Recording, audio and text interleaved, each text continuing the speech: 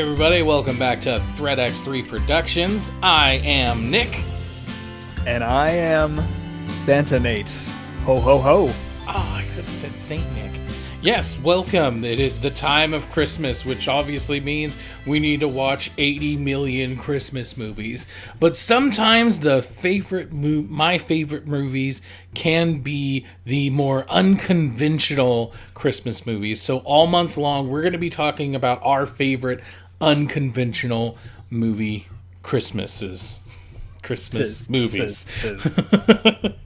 So today we're talking about Krampus.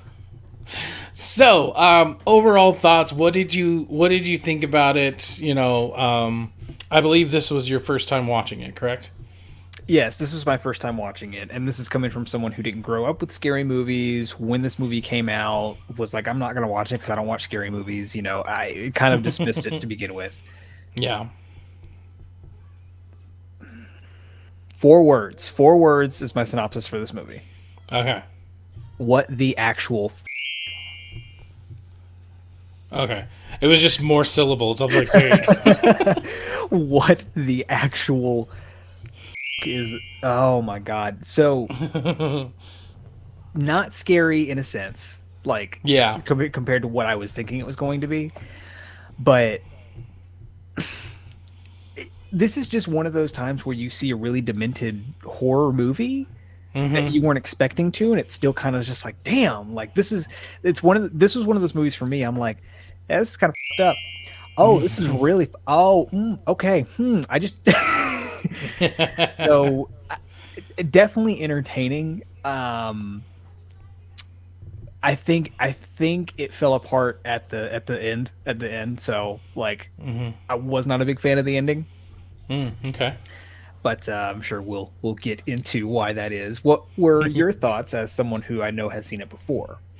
So yeah, I had actually seen it in theaters when it first came out in 2015, and I actually hadn't seen it since. And rewatching it, I just remembered, I was just thinking to myself, like, I forgot how awesome this is. I love the atmosphere. I love the sense of dread in some of the things. I love seeing these super messed up, like, reveals, like, oh, this is an angel. Oh my God, what the hell? And the people's reaction to these messed up things. And I will say that, hopefully spoilers for a 6-year-old movie.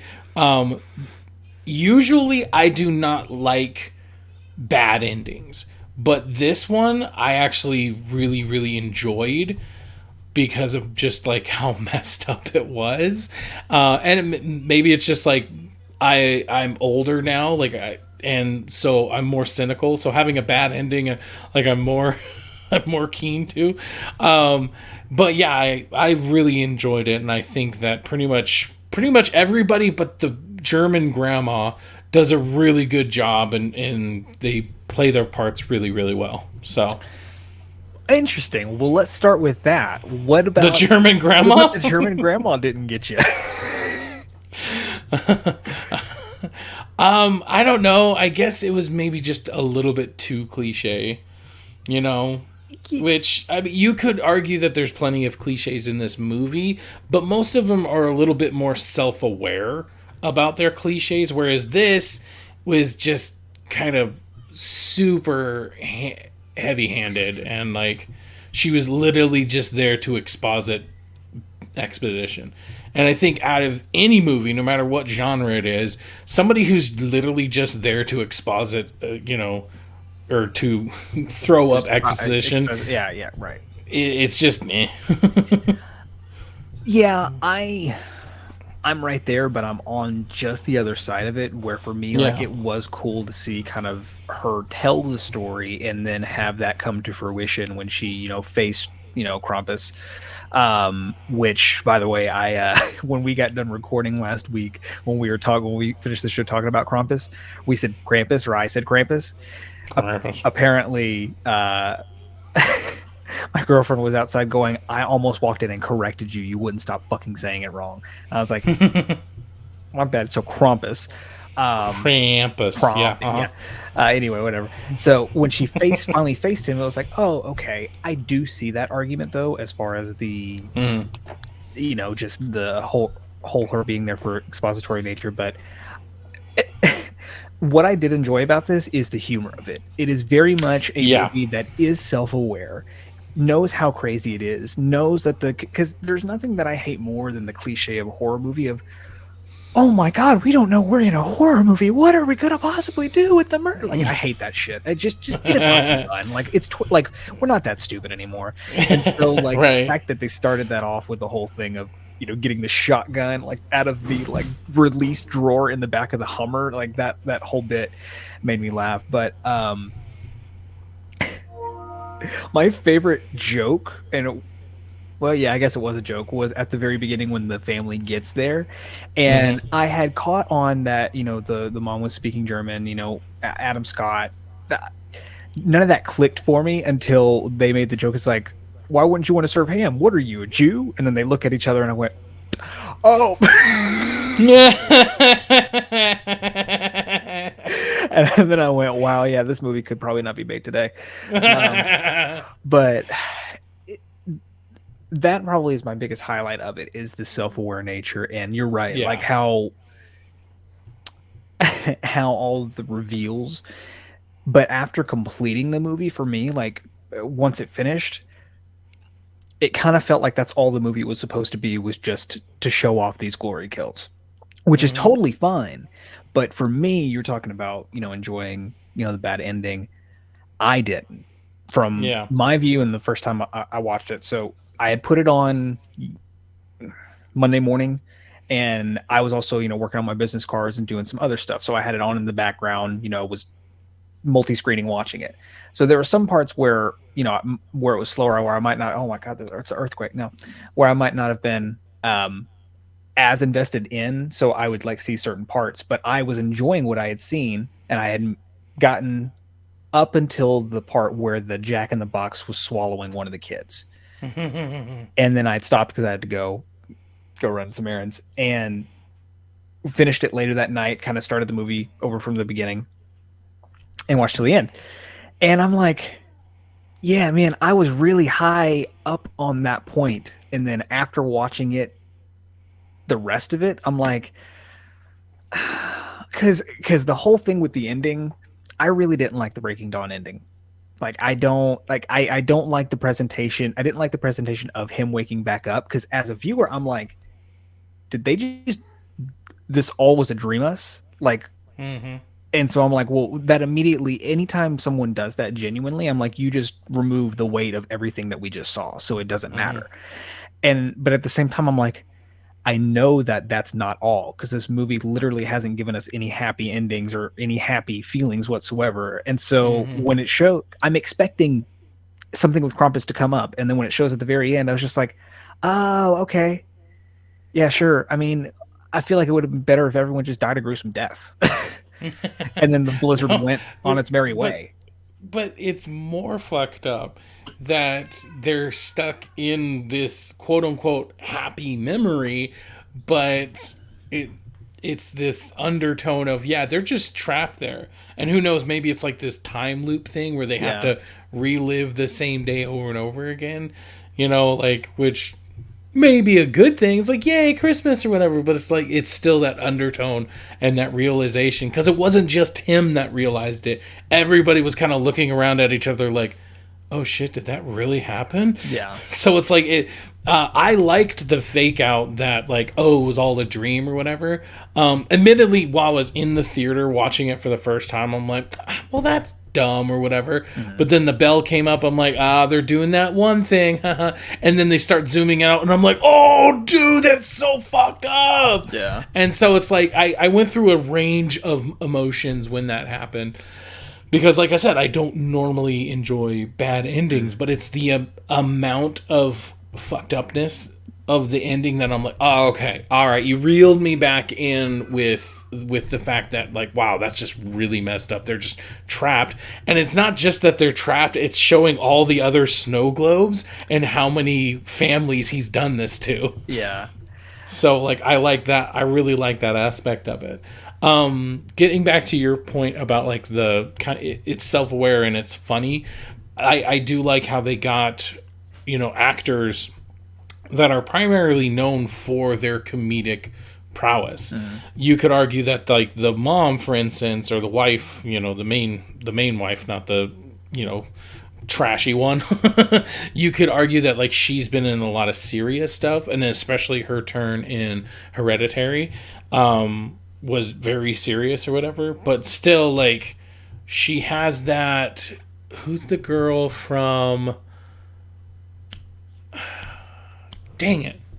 Well, She voices one of the people from Archer. She's like, "You're not my supervisor." I think the point that you were getting to is that they typecasted the roles very well. Like, because Adam Scott, as an example, in this role, he was right in the middle of being like calm, cool, and collected, kind of an asshole, but also funny. And he's literally everything that he's done. And so he fit that role perfect. And then, with Howard and then Linda, I think was the last name. Yeah, yeah. But like, also just typecasting up the family too, like the whole bit with Howie Jr., like whenever he was asking him what he wanted for Christmas and he's just standing there going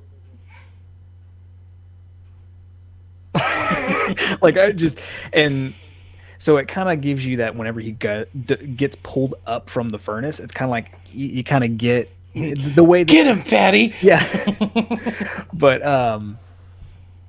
let me ask you, what do you think was your favorite kill and your most fucked up kill, or are they the same?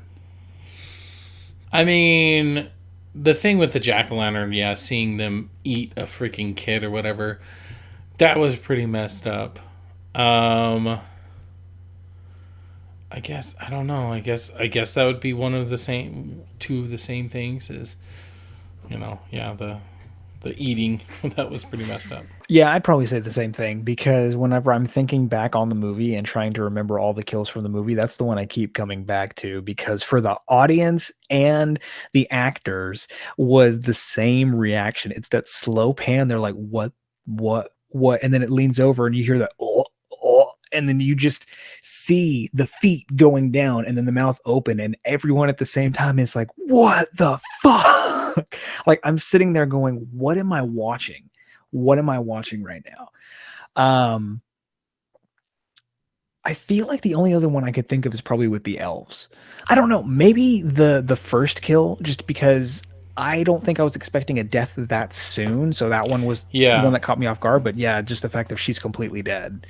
Well, I mean, you kind of talked about your favorite part. My favorite part my favorite part about it is definitely like the dread and the build up. Yeah.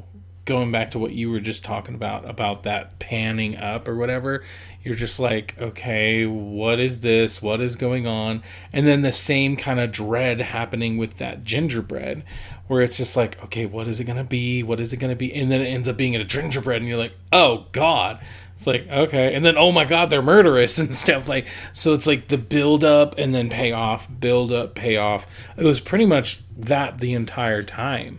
Even if you go back to the first kill or whatever, she's walking out in the thing, and to see him like on top of a freaking house or whatever, super high, baby, super creepy. Yeah, just that. Also the weight of, also the weight of like the sound design too, because you feel him. Yeah, when he goes. Yeah. And then just the clanging of the chains and everything. So, I mean, would your least favorite part be the ending itself? 100%. Having rewatched it basically twice in the same day, I love everything up until the Jack in the Box goes into the vents. Okay.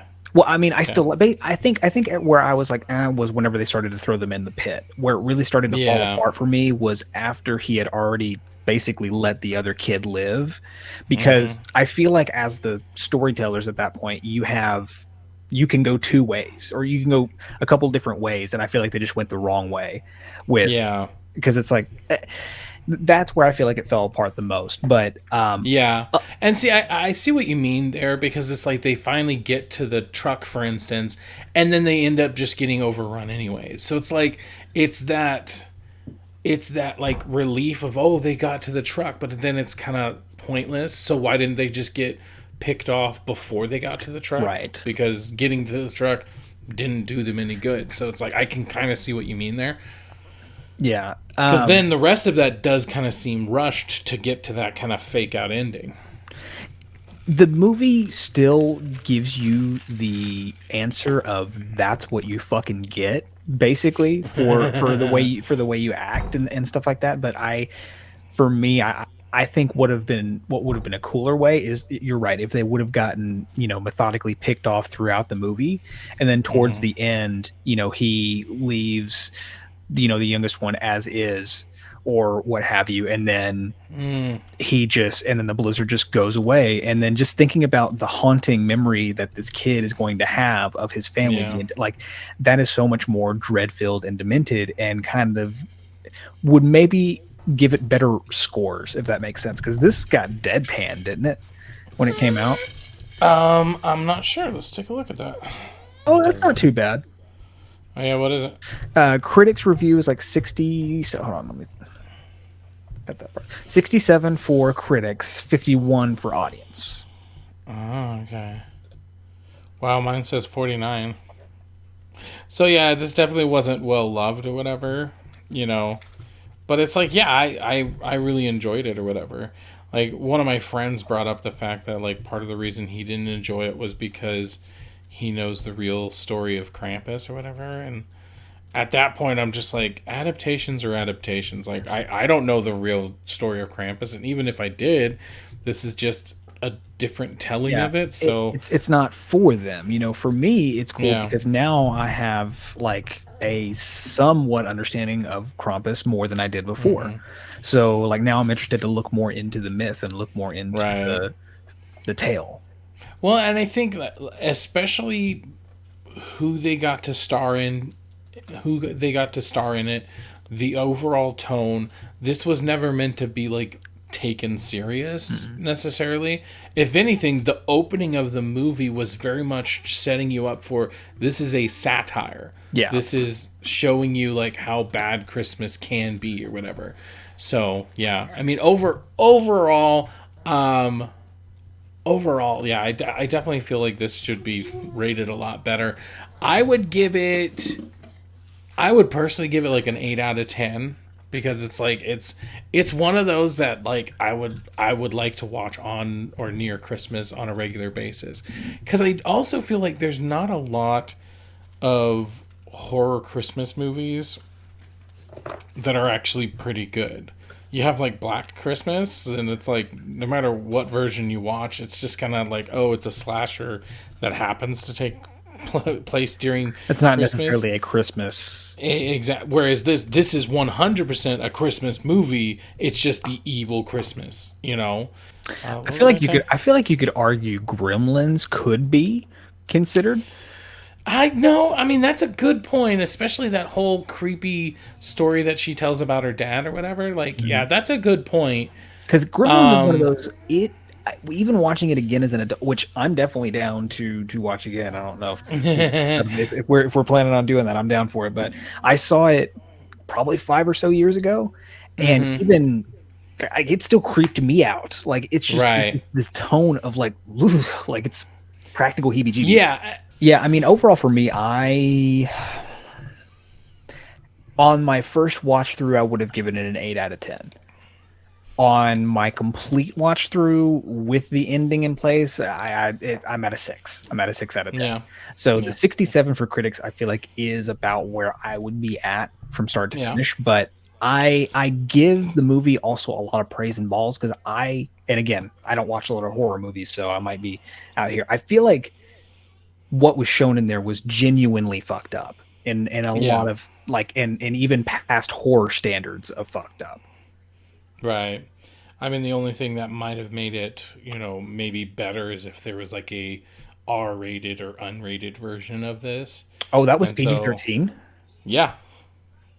Yeah. So it's like if they would have had an R-rated version, like could we have had, like when he went up the chimney or whatever, could there have been like a whole pool of blood that came out or something? That would have been kind of cool.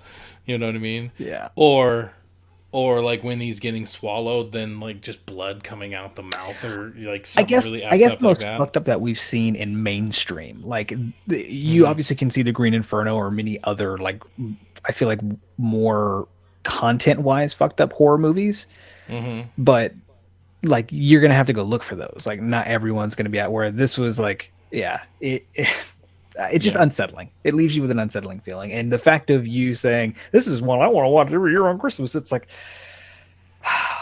I'm a little worried about you. A little worried about you. Well, I mean, yeah, that's our thoughts on Krampus. Did you enjoy it when it came out? Have you seen it? Let us know down in the comments below. Let us know if you have any, thoughts that you would like us to talk about. I was Nick, And I was Nate. and thank you for joining us. And you have yourself a good day. Mary Chrysler.